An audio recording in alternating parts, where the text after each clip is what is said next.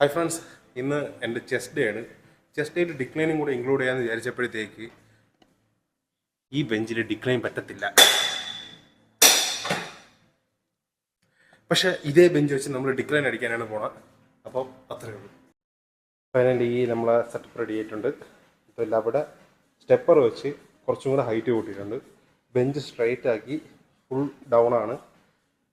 Normally ഉള്ള ഭയങ്കര ഒരു ചരിവൊന്നുമല്ല, എന്നാലും കുഴപ്പമില്ല. നമുക്കൊന്ന് അടിച്ചു നോക്കാം ഇത്.